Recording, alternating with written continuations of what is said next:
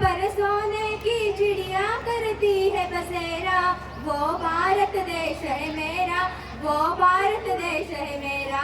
मला अभिमान आहे की मी या भारत देशात जन्माला आले. मला अभिमान आहे की मी या भारत देशात जन्माला आले. स्वतः अनेक क्षेत्रात प्रगती केली आहे, जसे विज्ञान, तंत्रज्ञान, कृषी, आरोग्य, शिक्षण अशा वाहतूक क्षेत्रात नेत्रदीपक प्रगती केली आहे व आजही ती प्रगती चालू आहे.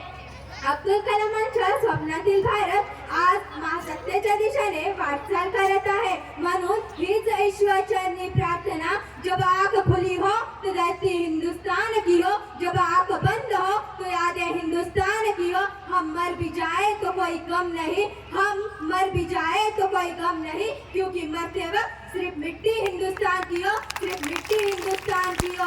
विज्ञान व तंत्रज्ञानाची झालेली प्रगती डोळे दिपवून टाकते की ऑनलाईन खरेदी असेल, ऑनलाईन विक्री असेल किंवा नोकरी संबंधित कोणताही अर्ज असेल, अशा उच्च प्रकारच्या सुविधा आज आपण सहज मिळवू शकतो.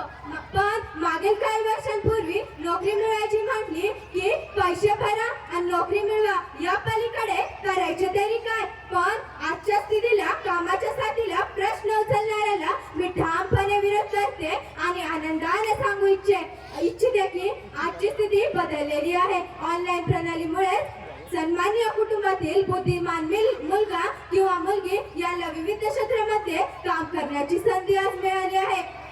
आपल्याला जर कोणी विचारलं 75 वर्षात भारत देशाने काय कमावलं, तर त्याचं उत्तर असं असेल की भारताने ओसाड झालेल्या जमिनीतून सोनं पिकवायचं काम केलं. म्हणजेच ट्रान्सपोर्टिंग इंडिया, ट्रान्सपोर्टिंग ॲग्रिकल्चर अशा धोरणापासून आयात करणारा भारत आज निर्यात करणारा भारत झालाय. भारत हा 130 देशांची भूक मिटवताना तुम्हाला मला पाहायला मिळतोय.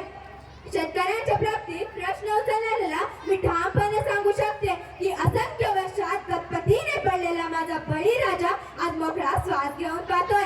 बळीराजाला पूर्वी पिकायचं कसं एवढंच माहिती होतं, पण आज ते विकायचं कसं या दिशेने तो वाटचाल करत आहे. ही महासत्तेच्या दिशेने होणारी वाटचाल आहे, तर मग काय. ही महासत्तेच्या दिशेने होणारी वाटचाल आहे, तर मग काय. भ्रष्टाचाराला मी ठामपणे विरोध करते आणि आनंदाने सांगू इच्छिते की असं काही घडलं असेल तर आपण सहज वर्तमानपत्रात वाचतो. एका रिक्षावाल्याचा मुलगा कलेक्टर झाला, एका किराणावाल्याची मुलगी उपजिल्हाधिकारी झाली. तर हे कशामुळे शक्य झालं. माझ्या भारतातील भ्रष्टाचार जरी संपूर्णपणे संपलेला नसल्याना तरी फार जास्त प्रमाणाने कमी झाला आहे आणि या कमी झालेल्या प्रमाणातच माझ्या देशाला महासत्तेच्या दिशेने वाटचाल करत आहे. शिक्षण